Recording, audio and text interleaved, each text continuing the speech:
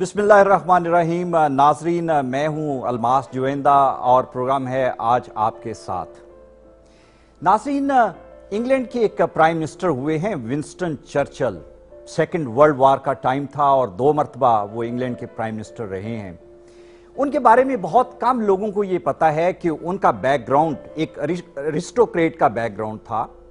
वो लिटरेरी आदमी थे, अदब से उनको दिलचस्पी थी, तारीख से भी काफ़ी लगाव था उनको, और 2 मरतबा प्राइम मिनिस्टर होने के बावजूद उनको लिटरेचर में नोबेल प्राइज दिया गया। ये वो वाहिद बंदा था जिसको सबसे पहले अमेरिका ने ऑनररी सिटीजनशिप ऑफर की उसकी खिदमात के हवाले से। विंस्टन चर्चिल की बातें बड़ी खूबसूरत होती थी और पूरी दुनिया में आज तक उन बातों को कोट किया जाता है। एक बात विंस्टन चर्चिल की मैं आज आपको बताना चाहूंगा और उससे हम अपने प्रोग्राम का आगाज करेंगे कि चर्चिल ये कहा करता था कि हकीकी जिंदगी में 2 और 2 कभी 4 नहीं होते। ये समटाइम 5 होते हैं और समटाइम 3 होते हैं, और बाज़ औक़ात जिस बोर्ड पे आप इसकी कैलकुलेशन कर रहे होते हैं वो बोर्ड नीचे गिर जाता है, क्लासरूम बिखर जाती है और लोग जो हैं वो बिफर जाते हैं। ये हकीकी लाइफ है। लेकिन परफेक्शन तो नहीं, हम एक्सीलेंस को परस्यू कर सकते हैं और बहुत कम लोग हैं जो कि एक्सीलेंस के लिए कोशिश करते हैं। आज के हमारे मेहमान एक ऐसी शख्सियत हैं जिनकी जिंदगी और करियर को आप देखें तो एक्सीलेंस बहुत आपको उभर के नजर आती है। उन्होंने अपनी जिंदगी में, अपने करियर में बहुत कुछ अचीव किया, नाम हासिल किया और हम उन पे फख्र महसूस करते हैं। मेरे आज के मेहमान जनाब हसन निसार साहब हैं और हमारे प्रोग्राम का पैटर्न तो आपको पता है कि हमारा मेहमान पाकिस्तान की नामवर शख्सियत होती है, लेकिन मेरे साथ मेजबान में उस मेहमान के घर के अफराद होते हैं। प्रोग्राम का पैटर्न ये होता है कि बहुत सारे मेहमान होते हैं और एक मेजबान, लेकिन यहां पे एक मेहमान और हम सब मेजबान हसन साहब से क्वेश्चन करेंगे और उनसे बातें करेंगे। मैं अपने को मेजबान साथी जो है उनसे आपका तारफ करवाता चलूं। सबसे पहले मेरे साथ मिसेस हसन निसार हैं, के साथ मुहम्मदा बैठी हैं, Muhammada Hansi. She is student of O level class 1। Muhammada, thank you very much. और मुहम्मदा के साथ बैठे हैं हाशम केजी में हैं और उसी स्कूल में हैं, और मेरे साथ राइट में हातम हैं। और हातम के और मेरे शौक एक जैसे हैं, हम दोनों राइडिंग करते हैं। हातम ने भी अभी नई नई राइडिंग शुरू की है। So this is the team of the host today. Hasan भाई, आपसे मैं शुरू करता हूं। मैंने विंस्टन चर्चिल की बात की, एक्सीलेंस की बात कर रहे थे। कितने सेटिस्फाइड हैं आप अपनी लाइफ और करियर से कि you achieved excellence in your life? Excellence तो खैर you being very kind, perfection या एक्सीलेंस ये बहुत बड़े लफ्ज़ हैं, but generally speaking I am satisfied. I have done my bit. और अगर अल्लाह ने ज़िंदगी और मोहलत दी तो मैं काफ़ी सारे कुछ संजीदा एक तो काम हैं जिन पे मैं काम कर रहा हूँ। एक मेरी बायोग्राफी है, दूसरे मेरे काले कॉल, सिंगल लाइनर्स में लिखता हूँ कभी कभी, उनकी कंपाइलेशन होती है। वो वन लाइनर आपका जो है उसमें बड़ी डेप्थ होती है और बड़ी मीनिंग होती है। वो उनको कंपाइल करने का मेरा इरादा है। I have already started working on this project. अच्छा हसन भाई, आप जर्नलिज्म में आए और जर्नलिज्म में जब आप आए तो आप में बड़ी सलाहियतें हैं। आप टीचर भी हो सकते थे, आप ड्रामे भी लिखते थे और लिख सकते हैं, और आप हिस्ट्री के बड़े अच्छे स्टूडेंट्स हैं। Why specifically journalism? नहीं, ये एक इत्तेफाक था। I wanted to become a writer, लेकिन जर्नलिस्ट बनना मेरे उसमें शामिल नहीं था। बेसिकली उस जमाने में फिल्म में बड़ा ग्लैमर था, रियाज शाहिद वगैरह इस तरह के लोगों का बड़ा नाम था, शान कमाल पाशा, अनवर कमाल पाशा वगैरह, बड़े पाशा साहब।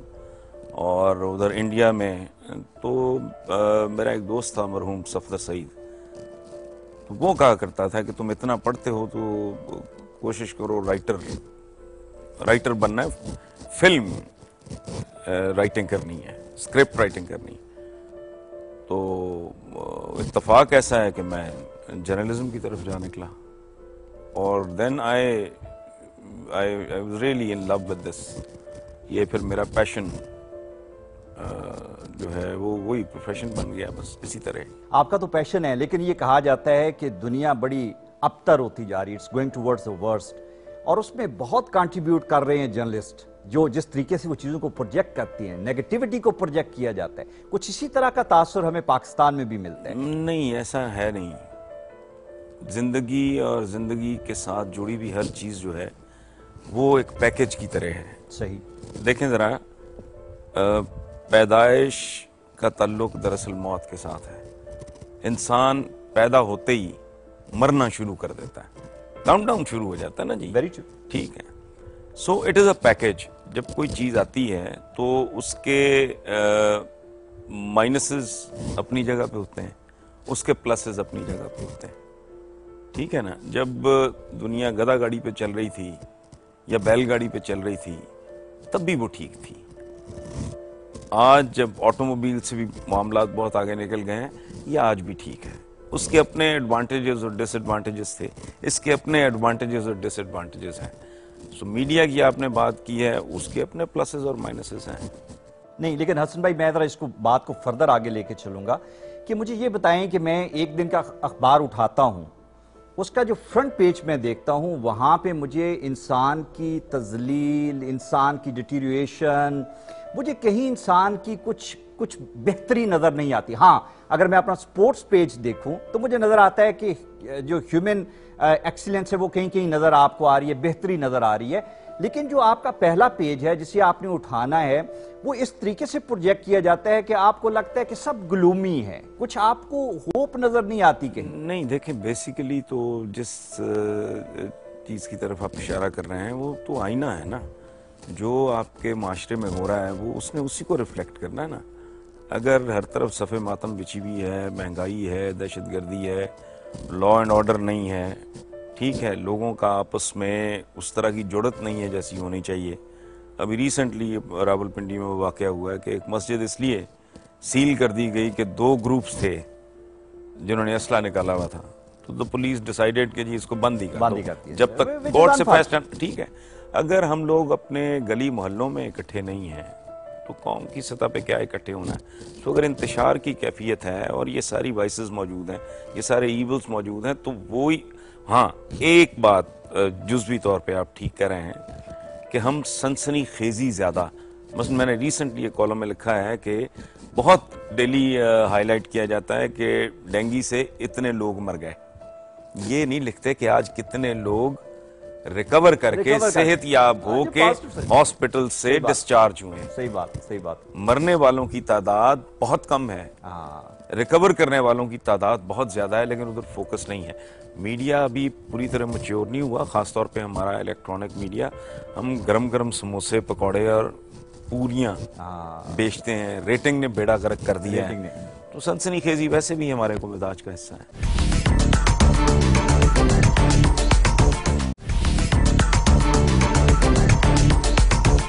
हसन भाई, मुझे एक बात जो मैं इसी की कंटिन्यूटी के हवाले से मैं आपसे पूछना चाहूँगा कि जर्नलिज्म की इतनी प्रेजेंस है हमारी लाइफ में, वो प्रिंट मीडिया है या इलेक्ट्रॉनिक मीडिया है, और उसके पैरेलल आप अदब देखें, आप लिटरेचर की बेशुमार सिनफी होती थी, पोइट्री होती थी, आपको नावल देखते, वो सब गायब होते जा रहे हैं और लगता यूं है कि ये सब कुछ समाते जा रहे हैं अल्टीमेटली आपके जर्नलिज्म में।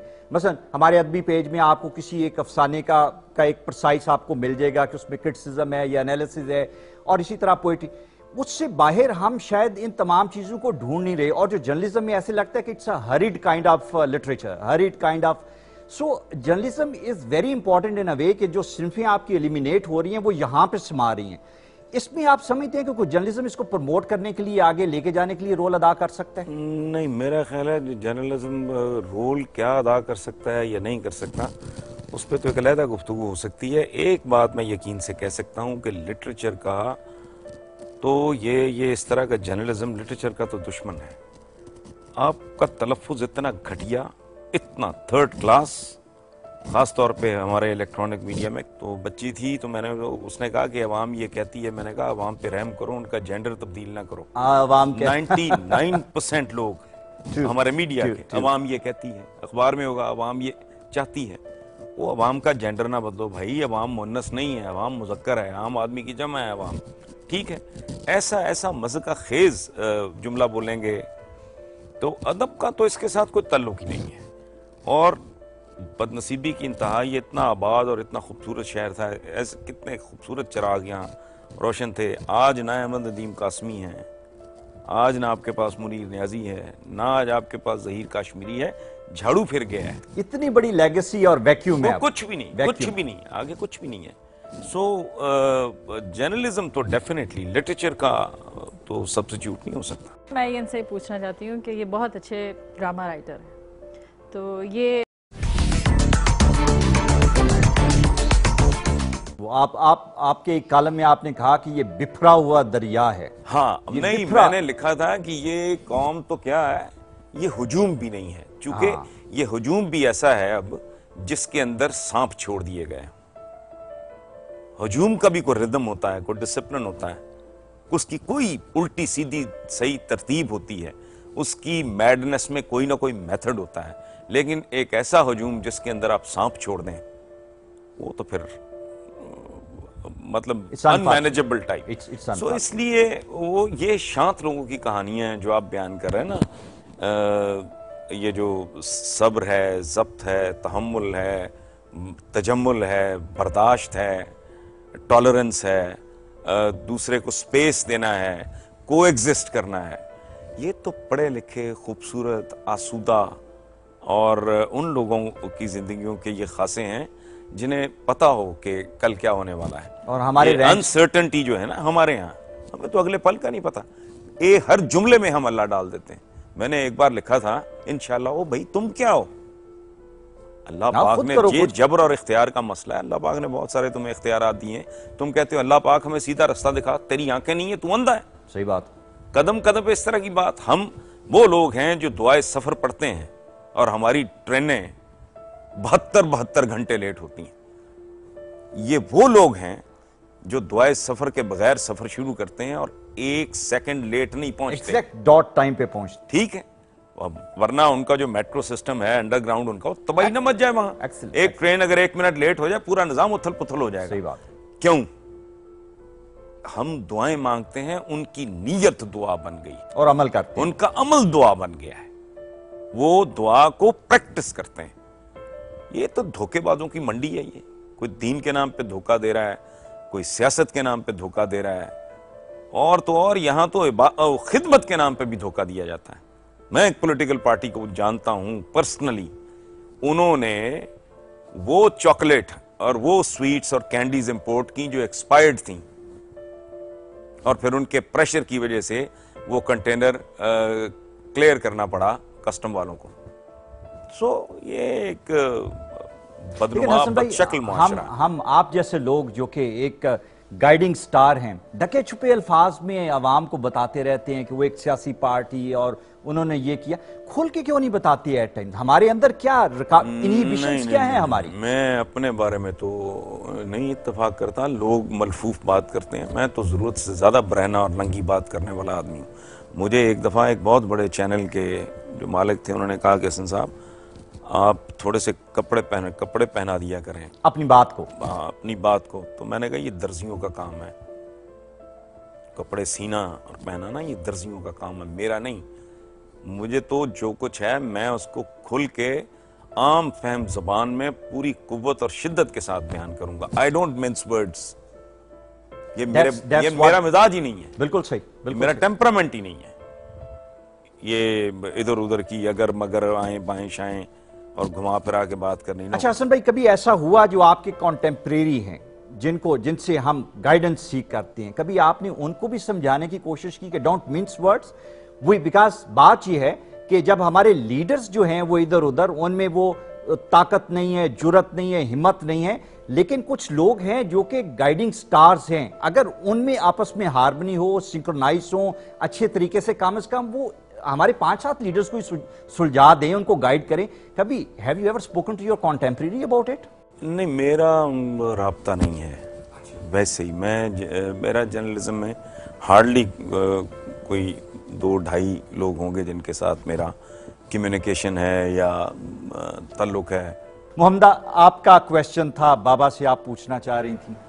बाबा, मेरा आपसे ये क्वेश्चन है कि आप पॉलिटिशियंस को काफ़ी नापसंद करते हैं, तो आप मतलब कि अब हम कुछ नहीं कर सकते, वो एक माशरे का अब एक हिस्सा है, तो आप उनको गाइड क्यों नहीं करते? ये तो नहीं है कि वो आपकी बात नहीं सुनेंगे, why do you don't guide them? Very good question के जो 4 5 6 बड़े हमारे लीडर हैं वो तो है ना जी, उन 5 6 को तो समझाया जा सकता है, उनको क्यों नहीं गाइड करते? पहली बात तो ये है कि मुझे ज़िंदगी में बेशुमार लोगों ने सवाल पूछे हैं और इंटरव्यूज़ आए, तो you are the prettiest and most charming interviewer हैं माई लाइफ। बेटा बात सुनो, ना मैं सियासत से नफरत करता हूँ, ना मैं सियासतदानों से नफरत करता हूँ। सियासत सुन्नत है, ये हमारे आका ने भी सियासत की है, सो इससे नफरत का तो सवाल ही पैदा नहीं होता।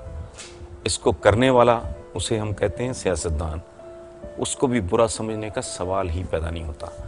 अब आप इसको यूं समझें कि अगर एक कताई डॉक्टर हो, जिसे क्या कहते हैं, क्वैक कहते हैं उसे, क्वैक कहते हैं ना, जो डॉक्टर है नहीं लेकिन practice डॉक्टर कर रहे हैं। चिरागदीन का बोर्ड लगा के वो बैठ गया है, डॉक्टर नहीं है वो। सो ये जिनको आप पॉलिटिशियन समझ रहे हो, या दुनिया जिनको बेटा पॉलिटिशियन समझती है, ये पॉलिटिशियंस नहीं हैं। बिल्कुल ऐसे ही जैसे जमहूरियत का लफ्ज़ हम इस्तेमाल करते हैं ना अपने सियासी निज़ाम के लिए, तो बेटा ये जमहूरियत है नहीं। ये जमहूरियत के नाम पे मौरूसियत है, ख़ानदानों का राज है, ये इस मोनोपोलीज हैं, इजारादारियाँ हैं, और ये सियासतदान नहीं है।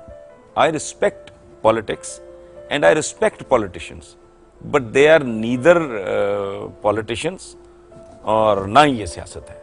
सो मेरी ये एक्सप्लेनेशन है।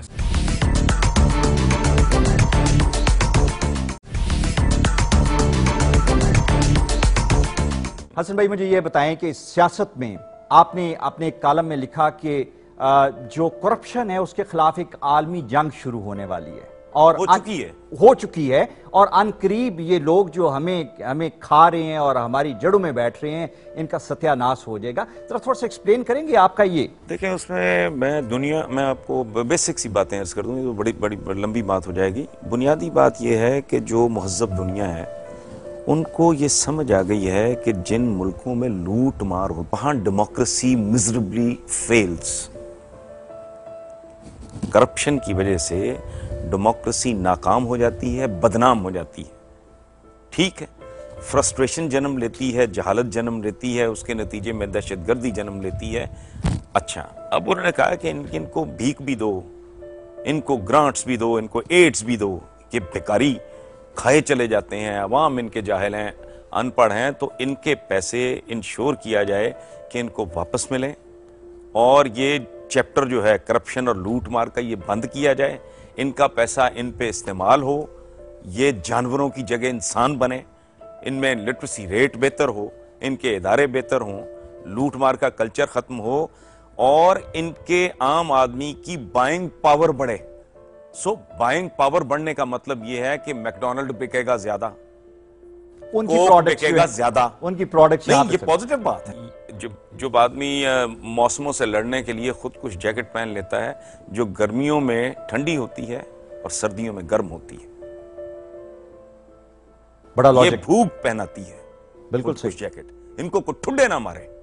ये जब उनको एक मंजर दिखाते हैं, एक आदमी जिसके घर में फाके नाच रहे हैं, वो बच्चा फ्रस्ट्रेटेड है, यंगस्टर है, वो देख रहा है बाप बीमार है, माँ मर रही है, पुरसाने हाल घर का कोई नहीं, उसको फिर ये जब थोड़ा सा ख्वाब दिखाते हैं, he is prepared to buy that dream, वो उस काम के लिए राजी हो जाता है जो हराम है इस्लाम में, खुदकुशी। ठीक है, अब हमारा अगर सिर्फ स्विट्जरलैंड में 500 अरब डॉलर, ये आप कॉम्प्रिहेंड नहीं कर सकते, मुझे पता है, मैं इकोनॉमिक्स का स्टूडेंट हूं, मुझे चक्कर आ जाता है। 500 अरब डॉलर का मतलब क्या है एक मुल्क में? तो वो सारा पैसा अगर मुल्क में वापस आ जाए, और मैं कहता हूं 50% आ जाए, और 500 अरब तो काम भी शुरू हो गया, आइंदा के लिए रोक हो जाए, उसका रास्ता बंद हो जाए, जो माजी का लूटा हुआ है वो वापस आ जाए। मतलब ये है कि मुहज्जब दुनिया गैर मुहज्जब दुनिया के अफरीत नुमा डकैतों, ठगों, लुटेरों का मक्कू ठपने की पूरी तैयारी कर चुकी है। आज नहीं तो कल, कल नहीं तो परसों ये होना है। बिल्कुल इसी तरह जैसे ओजोन का उनका इशू है, हम खाम खा के बेनिफिशरी हैं, कमी है। बिल्कुल इसी तरह अल्लाह माफ़ करे, मैं जो कहना चाह रहा हूँ उसको कोई मिस इंटरप्रेट ना करे, क्योंकि नॉर्मली हम नेगेटिवली सोचने वाले लोग हैं। देखें बात सुने, हमारे घर में जब स्प्रे होता है ये डेंगी के खिलाफ, मच्छर के खिलाफ स्प्रे होता है, ठीक है, हैवी ड्यूटी मशीन्स आती हैं, स्प्रे करती हैं, इर्द गिर्द के सर्वेंट क्वार्टर्स दूर दूर तक उसका फायदा जाता है, ठीक है। इसी तरह जब हमारे लॉन्स में रात की रानी और दिन का राजा और चंबेली और मोतिया खिलता है तो उसकी खुशबू सिर्फ यहाँ तक कन्फाइन नहीं रहती। महज़्ज़ब दुनिया बहुत से काम इस तरह के कर रही है जो हमारी मोहब्बत में नहीं है, कर वो in the ultimate analysis indirect benefit अपने, लेकिन हम जैसे तुफैलियों को भी उसके फवायद मिलेंगे। सो अल्टीमेटली ये होना ही होना है। अच्छा, हाउ सून, आई मीन अगर इसको हम देखना चाहें, मैं बिकॉज हमारे जिस तरह आपने एक बात उसी की मैं लेके चलूंगा, 3 जनरेशन तो हसन भाई हमारी खत्म होगी इस करप्शन, इस प्रोसेस में, इस होप में। 4थी जनरेशन, मुझसे यंगर जनरेशन, दे अब पहले इनको इतनी सेंस इसलिए नहीं थी, शायद एक्सपोजर नहीं था, इल्म नहीं था, नॉलेज नहीं था। अब जब ये टीवी के सामने देखते हैं, अखबारें देखते हैं, लोगों से सुनते हैं, तो मैं जो हमारी यंगर जनरेशन है उसमें जो फ्रस्ट्रेशन फील करता हूं, और टाइम एंड अगेन ये वर्ड आता है कि how soon, I mean do you see some hope in near future? हाँ, मेरा नहीं ख्याल कि ये मामला चंद साल से आगे जाएगा, अदरवाइज ये मुल्क कोलैप्स कर जाएगा। अब ये मामला जो है ना, वो जो पंजाबी का एक एक्सप्रेशन है कि आप नहीं या गाक नहीं, हाँ, अगर इस मुल्क ने रहना है तो फिर इन बदमाशों ने नहीं रहना, अगर इन्होंने रहना है तो फिर इस मुल्क ने नहीं रहना, क्योंकि इसमें रहने वाली बात अब रह ही नहीं गई। ये एक जैसे फ्री स्टाइल नहीं होता, मतलब I for myself type society है कोई, मतलब हुकूमत की रिट उस आवारा कुत्ते पे भी नहीं है जिसका कोई सिफारिशी नहीं। बिल्कुल सही, वो भी जिसको चाहे काट ले, बिल्कुल सही, और वो काटता फिर रहा है। मच्छरों पे इनकी रिट नहीं है, भागे दौड़े फिर रहे हैं ना। अब अगर इन टाइम कोई काम कर लेते तो जितनी एनर्जी, जितना पैसा, जितनी भागदौड़ी आज खर्च कर रहे हैं उसका समा हिस्सा टाइम पे कर लिया होता तो ये नौबत ना आती। वो अंग्रेजी का मुहावरा है, stitch in time saves 9। Very right, वक्त पे लगाया हुआ एक टांका जो है, बेवक्त के 9 टांके उनसे ना, बेहतर। ठीक है। तो ये इस तरह की सूरत हाल है। अब सर्वाइवल या मुल्क ने रहना है या इन मुजावरों ने। जी बेटा, दूसरा क्वेश्चन आपका। और मेरा दूसरा क्वेश्चन ये है कि जैसे कि अब मेरी एज ऐसी है और 4-5 इयर्स तक मुझे मेरी प्रैक्टिकल लाइफ में एंटर करना है, तो ऐसा क्या मुझे करना चाहिए कि मैं इस जनरेशन के साथ चल सकूं? आपको मुझे क्या, मतलब कि मुझे करना चाहिए, उसमें आप मुझे थोड़ी गाइडलाइन दें। बेटा, जिंदगी में 2-3 चीजें हैं जो बहुत जरूरी है। एक तो फोकस्ड होना, बिल्कुल, you should be absolutely clear कि आपने क्या करना, कि आपने करना क्या है, आप चाहते क्या हो, एक बात। दूसरी बात है मेहनत, जिसके लिए मैं 50 लफ्ज आपको दे सकता हूं। मेहनत के ही शेड्स हैं। कमिटमेंट, ये मेहनत का ही एक शेड है। अपने काम के साथ कमिटमेंट, उसके साथ लॉयल्टी, सिंसेरिटी, मोहब्बत। अगर आप अपनी कॉज के साथ, अपने काम के साथ उसकी इज्जत करोगे, काम आपकी इज्जत करेगा। अगर आप उसके साथ फ्लर्ट करोगे, काम आपके साथ फ्लर्ट करेगा। सो जिंदगी में ये जो 2 चीजें ना, फोकस्ड, एक तो ये कि आपको चाहिए क्या, दूसरा उसके साथ टोटल इन्वॉल्वमेंट, टोटल कमिटमेंट। और एक बात मैं और आपको बताऊं, साबिर का मतलब जो हमारे यहां समझा जाता है ना, अल्लाह पाक का भी हुक्म है, इन्नल्लाहा मस्साबिरीन, बेशक अल्लाह सब्र करने वालों के साथ है। साबिर हमारी सोसाइटी में उसको समझते हैं जो जूते खा के पड़ा रहे, जो बेचारा चुप करके बैठ जाए एक साइड पे जाके। साबिर वो है बेटा, अल्लाह किसके साथ है? साबिर के साथ। और साबिर है कौन? ये सबूरा से निकला है। ये अल्टीमेट जो लेवल है ना स्टेड फास्टनेस का, मुस्तकिल मिजाजी, औलो लज़मी जिसे कहते हैं, सब्र उसे, जो आदमी, जो नबी करीम ने कहा था ना कि मेरे दाएं हाथ पे चांद और बाएं पे सूरज रख दो, तब भी यह कुफारे मक्का में तुम्हारी बात नहीं मानूंगा। ये है सब्र, यानी कमिटमेंट, स्टेड फास्टनेस। इसका अंग्रेजी में तर्जुमा है कि अल्टीमेटली जो इंतहा दर्जे का जो स्टेड फास्टनेस का मुजाहरा करेगा वो साबिर है। सो इस तरह का सब्र, जब्त, तहम्मुल, कमिटमेंट, मेहनत, ये एक ही चीज के शेड्स हैं। And remain focused. हाँ, नहीं फोकस तो कर लिया आपने, उसके बाद उसके बाद की ये मैसेज जो है ये बेटा आपकी और यंगर जनरेशन के लिए कि ये अगर आप करेंगे तो जिंदगी में आपको आपका गोल मिलेगा।